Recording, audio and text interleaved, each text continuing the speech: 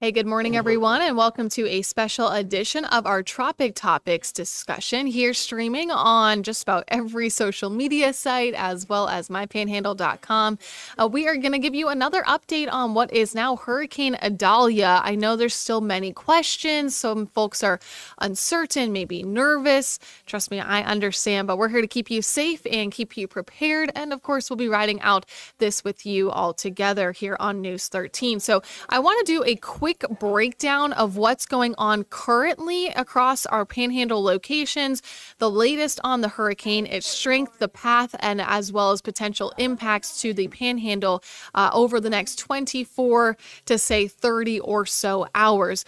Just going to do a quick breakdown. If you're tuning in across the panhandle, I'm going to list some counties here that are not a big concern in regards to impacts from Hurricane Idalia. So Escambia County, Santa Rosa County, Okaloosa County, Walton County, Holmes County, Washington County, Bay County. If you live in any of those counties I just listed, this is not a big concern for you. I wouldn't even say it's a moderate concern for you. It should be a relatively low concern for you in regards to the tropical impacts, because the bigger impacts are going to be felt in locations to the east. Now, from Jackson to Calhoun, Northern Gulf, and parts of, say, Northern Liberty County, you're kind of in not necessarily the gray area, but the area to watch. The higher impacts are really going to be felt along the Forgotten Coast and further down south. So Southern Liberty County, Southern Gulf County, all of Franklin County, that is the specific area in our broadcasting and forecasting locations that do need to be prepared. Today is the last day to make those last minute preparations. You want to have a plan in place and be ready to act when the hurricane continues to track towards the north and east. Landfall is likely tomorrow, mid to late morning, across the northern or northeastern Big Bend, likely the northeastern Big Bend areas. And we'll talk about that and give you a breakdown here in just a few minutes. Our Viper radar currently is showing you some showers and storms already developing over the Gulf of Mexico and now pushing into Gulf County, Liberty County, a severe thunderstorm warning or possibly even a marine warning there over towards Wakulla County, just south of Tallahassee. This is tropical moisture from what is Hurricane Idalia, and the moisture is building in across the northern Gulf and leading to those showers and storms already developing at this time. And at the same time, I should mention that we also have a stalled out boundary to our northwest. So all that tropical moisture, even though the system is way far down to our south, it is going to be working across the northern Gulf through the day today, hitting that boundary and leading to convective pop-up showers and storms throughout the morning into the afternoon, not only here for the panhandle, but also some parts of the deep south as well, while the tropical rain bands from the hurricane are already impacting southwestern Florida, producing some heavy rain and likely some gusty winds as well. So today, we are not really dealing with any tropical impacts. If anything, it's going to be tropical moisture that lead up to pop-up showers and storms. And as the system progresses to the north, then we'll start to get more of those tropical rain bands coming in, more likely later in the day today and especially overnight tonight through tomorrow morning. Out in the Atlantic, that is Hurricane Franklin. It is currently spinning over towards, say, the western Atlantic, has no direct impacts to the United States at last check, and certainly will not be an issue for anyone here in Florida, but certainly something to notice that, yes, the tropics, they are active, as we all should know by now. Digging a little bit closer into what to expect today, again, you'll have the opportunity to make those last minute preparations in our southeastern counties as we prepare for potential hurricane impacts late tonight into tomorrow morning. The rest of us here in the panhandle that really are not going to be too concerned about this tropical system will be dealing with scattered showers and storms and a pretty decent chance of rainfall through the day today with that tropical moisture and those rain bands rolling on in. Temperatures likely hit the low 90s. That is if we see more sun than clouds, but if the clouds continue to build in, then we may reach only the upper 80s or possibly even low 90s today. Again, I know not too many folks worried about that temperature today. The bigger concern is what's going on with Idalia and especially the state of Florida, which you can see is basically covered in tropical storm warnings, hurricane warnings, some sort of tropical watch or warning. for almost all areas of the peninsula of Florida, and we do have some impacting the panhandle of Florida as well. But notice central and western locations do not have that tropical impact. It's really going to be our eastern spots across the area. So we'll dig in closer right now. A tropical storm warning is issued and in effect for Gulf County, Liberty County, and also Franklin County. Those darker orange spots on the map, those are those three counties that we'll be watching very closely, especially into the night and early tomorrow morning. There is a hurricane warning also in effect for coastal Franklin County.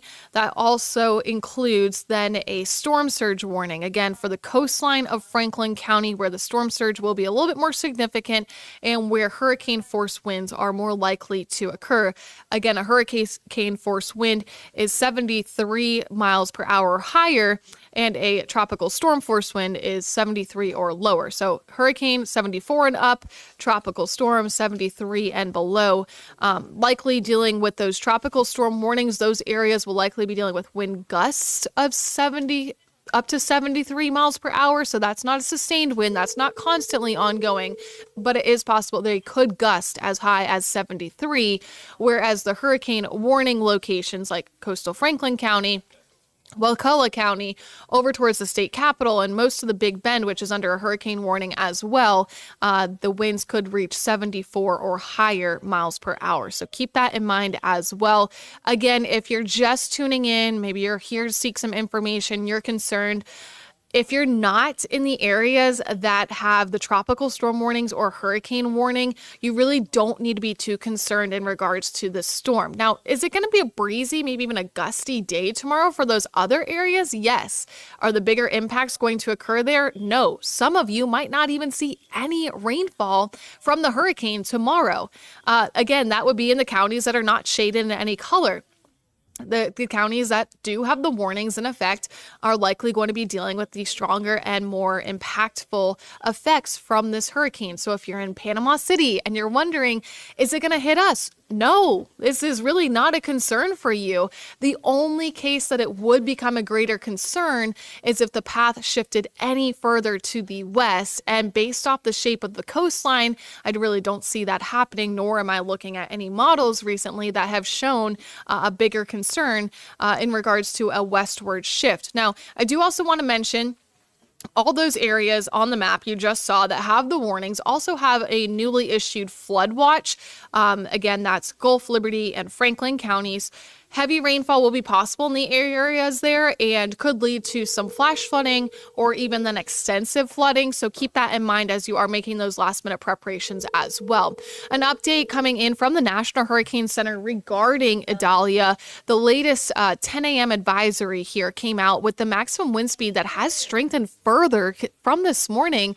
When I got into work this morning at around 3 o'clock or whatnot, we saw the winds around 75 miles per hour. So since then, winds have increased an additional 10 miles per hour, which is a sign that this system is strengthening and is going to continue to do so as it moves to the north at around 15 miles per hour. So what we're going to be seeing today is that Idalia is moving into the Gulf of Mexico. It's also moving into very warm Gulf waters of 88 to 89 degrees. So that's going to lead to further strengthening of this system, which is why it's very likely that by 7 o'clock this evening, when Ross perhaps does another Tropic Topics, we may be talking about a Category 2 hurricane.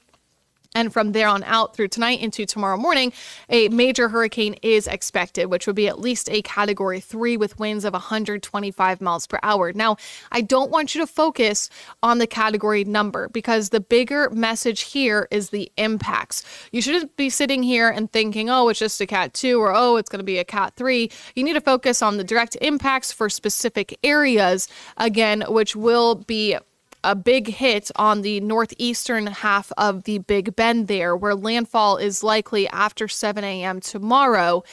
More likely, I'd say between 8 o'clock, we'll say 7 to 10 a.m. That's the time frame I've kind of been going with. It's just going to depend on the forward progression of the storm. when it makes that curve and where exactly it decides to make landfall. But notice again, the forecast cone is becoming more and more narrow over the past 24 to 48 hours. That is a sign of higher confidence in where exactly this system will be making landfall. So the chances that it shifts much further to the west are very low at this time. I'm not going to say it's impossible, but greater impacts than what we're currently expecting to the Panhandle certainly do not look likely. Again, we are on the western edge and the western side of this storm. The worst place to be would it be on the eastern edge of the storm. So hopefully that eases your anxieties or maybe your brain a little bit that we are on what's considered the good side of the storm, even though again, Franklin County, Liberty County, and Gulf County will be dealing with some sort of impact from the storm system. From there on out, if you have interest in southern Georgia, it will likely be weakening, moving into that specific area close to Savannah by, say, Wednesday evening, likely down to a tropical storm and then hugging the coastline of the Carolinas through Thursday morning before curving out to the Atlantic, heading into Friday morning as well. So that's the very latest on Idalia, its strength, its projected path. Let's dig into some potential impacts to the Panhandle. And we have this really great graphic here that kind of really breaks it down, I would say, of as long as you know what county you live in and where it is on a map, you should then know what to expect in regards to the tropical impacts, which I spoke about briefly at the top of this forecasting video here. Again, our central counties and to the west indicated by green on the map. At max, we're looking at 2 inches of rainfall. And if we see those 2 inches of rainfall, it's going to be in the far eastern areas of the green. So maybe Mariana, maybe far eastern Bay County gets 2 inches of rain late tonight into tomorrow morning. This is coming from the hurricane. This does not include rain totals that will be ongoing today with those scattered showers and storms. Winds look to be around 10 to 20 miles per hour constantly. So we're just really looking at a breezy, say, windy day tomorrow for most of these areas in green. It could gust up to 30 miles per hour, however, which would make for a rough hair day, certainly for most folks in that area. But that's going to be the greatest concern, is maybe up to 2 inches of rain in our far eastern areas indicated by the green. So Mariana, far eastern Bay County. It'll be breezy, windy at times, and it will be mostly cloudy with perhaps some isolated showers, but not a very high rain chance for anywhere in the green. And that rain chance will lessen. So we're looking at almost 0 inches of rainfall the closer you get to Pensacola. The further west you go away from the storm, the less the impacts, which is what this graphic is trying to break down for you here. Areas from eastern Jackson County in through Calhoun County and parts of northern Gulf County. Minor impacts are expected in this area. Again, rainfall totals up to 3 inches of rain likely. Winds maybe a little bit stronger at around 20 to 30 miles per hour, gusting to about 40 miles per hour. And along those coastal areas, storm surge is expected to be no more than 3 feet. Now, of course, the bigger hitting areas that we have been discussing and stressing the past few days, southeastern Liberty County, almost all of Franklin County, and southern Gulf County is where we're expecting those bigger impacts, which will be a moderate impacts. Rainfall totals 3 to 6 inches, winds at around 30 to 40 miles per hour sustained, and gusts that could reach the 50 to 60, 70 mile per hour range. Again, that's where tropical storm warnings are currently in effect, so therefore tropical storm force winds are certainly likely to occur. And storm surge, especially along Franklin County, could be around 3 to 5 feet. Higher storm surges are then expected closer to Wakulla County, as well as the northeastern Big Bend. So we're looking at, say, Taylor County, I believe it's Jefferson County, Dixie County, and Levy County, all around the Big Bend to the east there.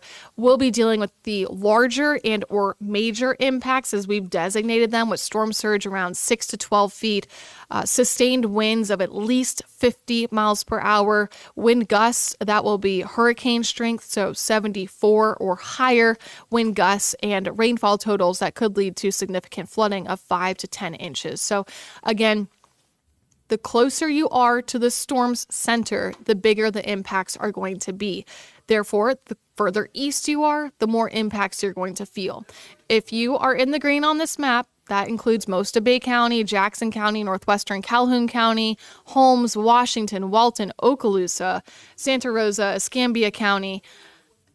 This is almost no big deal for you. And like I said, some of you may get a shower or storm tomorrow, and some of you may get almost no rainfall. Some of you may just get a breeze and a cloudy day. So be thankful that that's the case, because other folks are certainly in for a much longer night and morning than you, as we keep a close eye on this system. So we'll take a look at Futurecast here, kind of showing you the timing of it based off the current projection as well as forward motion. So what you're going to see here on Futurecast as we progress throughout the day today are scattered showers and storms, and by the afternoon, a little bit more tropical rain band formation trying to roll in, especially as we continue overnight tonight through tomorrow morning. Now, the icon here is further west than where the likely center of the storm will be by early tomorrow morning, but I wanted to stop it here to show you why I'm saying that some of you will see no rainfall and others will receive inches of rainfall. On the western edge of the storm, what happens is drier air will be pulled in from the northeast and sucked around this system down to the southwest before curving to the northeast again. So we're looking at a counterclockwise wind flow.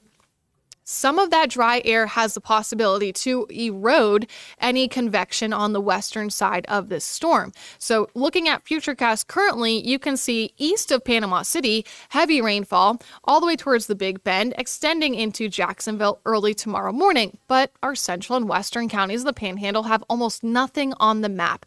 That is exactly what I'm talking about. We could go from 0 rain to inches of rain. It will likely be a very sharp cutoff. And right now that cutoff looks to be the eastern edge of Bay County, extending to the county line between Washington and Calhoun County, as well as Jackson County and Holmes County. So I think if we see some rainfall, it's going to be just a couple of inches in Jackson, Calhoun, and northern Gulf County. Further to the west, really not much rainfall at all, and further to the east, really talking southern Gulf County as well as east of the Apalachicola River region is going to see the most rainfall from this system. Heading into tomorrow afternoon, we'll stop here around 4 o'clock or so. The hurricane will be pushing into southern Georgia by, I'd say, no later than 1 p.m.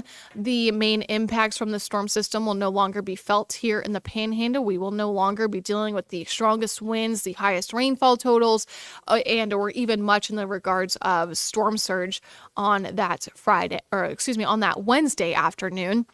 We will, however, still likely keep that rain chance present for Wednesday afternoon as well as Thursday afternoon. As you know, it's a large spinning system. There's still going to be some tropical moisture spinning around that could give way to some scattered showers and storms. So that will be in the forecast as we progress into Thursday as well as Friday. You'll notice another just weak boundary, like a washed out boundary over the northern Gulf. It's going to keep moisture present for the next couple of days. So while our main focus will be Idalia tomorrow morning, by late tomorrow afternoon, Thursday and Friday, we'll kind of return to our typical pop-up pattern.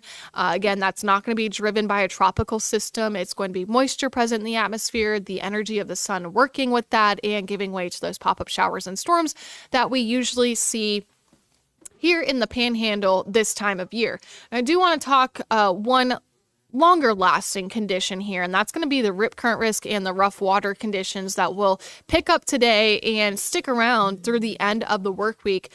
With waves today expected to be around 1 to 3 feet, there is already a high rip current risk and a rip current statement, I believe. Winds will be increasing, especially throughout the afternoon and more so overnight tonight. I have not checked in with local officials yet, so I do not know what flags are currently flying right now. But we do have some of those details on our website, mypanhandle.com, and we'll, of course, be sharing them on News 13 midday starting at 11 o'clock as well. There is, however, a high rip current risk, so I would assume that they will go at least single reds today and possibly change over to double reds, or they may choose to go straight double reds and just keep completely everyone out of the water. Remember that when double red flags are flying, the water is closed to the public. You cannot enter to swim. No boogie boarding allowed either, so please stay out. That is for your safety, the safety of others who might want to try to save you, as well as our first responders. If you do enter the water, you could be fined or arrested. I do know Beach Patrol will be out and about today, tomorrow, and certainly by Thursday as well, especially tomorrow. Check out that wave height, 7 to 10 feet. And that's only talking the beaches. Extreme rip current risk tomorrow. Further out in the Gulf for boaters, there will be a small craft advisory that goes into effect tonight. It will last at least until tomorrow night, and the seas will range anywhere from 10 to 17 feet. So really, you don't want to be out in the water, and you don't want to be on the water trying to navigate it either. It's going to be almost impossible to do so, even hard for the experienced boater. So please stay out of and off of the water, especially tomorrow, and I would probably do so at least through Thursday. Again, the wave height will start to drop at our beaches from Thursday into Friday, but there is still going to be some swells out there. There's still going to be a stronger pull over towards the Gulf of Mexico. So I would really advise you that you pay attention to the flag warning system if there is a high rip current present, which is certainly the threat through Friday, that you stay out of the water and really try to just keep yourself safe. You really don't need to be doing anything extra and causing any potential harm to yourself or others. So just to wrap it up for you here, a quick look at that 7-day forecast. We've been talking a lot about Idalia. It is a threat to our eastern counties of the Panhandle. Central and western counties should not be too concerned about this. I know everyone is anxious, and we all have flashbacks to Hurricane Michael and knowing how that system was. This does not look to be a similar setup to Michael. We are not expecting a shift west, and certainly not a significant shift west. I'll say that. There is always a slight potential that the hurricane could wobble as it tries to make its way into the Big Bend, but we are not expecting a significant shift west in which a much higher impact scenario would occur for those central or even western counties of the Panhandle. So as we continue throughout the day today, yes, there's going to be rain around. No, there's not going to be too much of a concern just yet. Those folks who are with the tropical storm warnings and or hurricane warnings, please make those last minute preparations today. Power outages, if they're going to occur anywhere, they're going to be in Liberty, Franklin, and parts of Gulf County tomorrow. So I would certainly have some batteries, anything to back up portable chargers, get your phones, your laptops charged as well. Kind of remember that when you're also making those hurricane preparedness or tropical storm preparedness safety plans.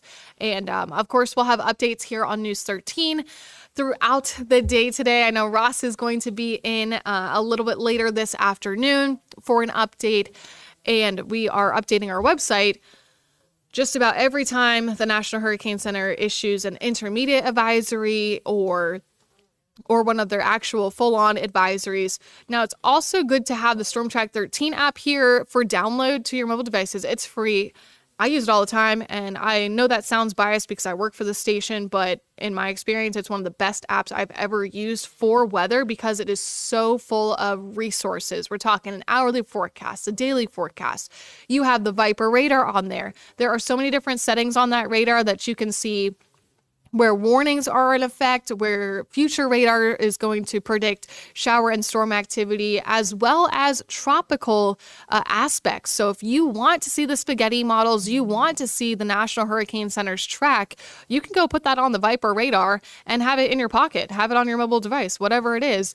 You can also live stream from the app if we break into coverage for tropical updates or any sort of wall-to-wall coverage we may need to do, whether that's a tornado warning or anything like that.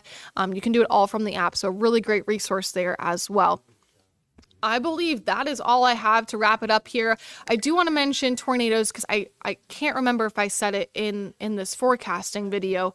We are on the western edge of this storm, the western side of the storm, so the tornado threat is not going to be as great a concern as folks on in the Florida Peninsula who are going to be on the eastern side of this storm. But with any tropical system, you can't rule out isolated spin-up tornadoes. So again, Franklin County, Liberty County, Gulf County, that is going to be our area to watch for tornadoes. I really don't see much of a concern for tornadoes anywhere else, but I will say This is a rotating system. It's coming from the Gulf of Mexico. It's moving from water to land. It's very easy for a water spout to spin up with this system. And a lot of times they do try to come ashore. Most of the time they fall apart, but there's always that one or two that could try to make its way inland. So coastal areas especially, pay attention. Have that Storm Track 13 app. You'll get that alert if there is any tornado warnings issued to your mobile devices. And of course, we'll break in on television and streaming sites as well to cover any type of tornado warning.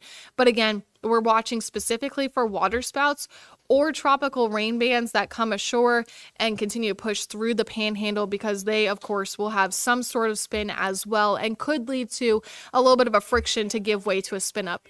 Now, tropical tornadoes are a lot harder to predict where they may occur, and they happen a lot quicker than any type of supercell thunderstorm related tornadoes. So keep that in mind. We will try to get on television as quickly as possible. If there is a tornado warning that does get issued, we will try as best as possible to live stream it onto all our social media sites so you get that information immediately. But I would really recommend that Storm Track 13 app, because at least you'll have the immediate warning on your hand. That's where everyone puts their phone these days, on their hands, or on maybe a tablet or whatnot, so you can get that alert information and take shelter as needed. So I think we're going to wrap it up here.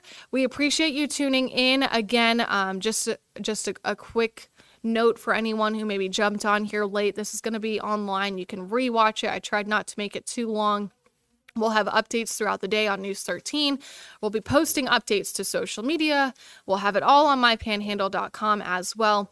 Main counties to be prepared and make those last minute preparations today: Liberty, Franklin, Gulf County. That's our area to watch. Those are the areas that will have the strongest winds, the heaviest rainfall, and potential for storm surge, as well as a tornado concern.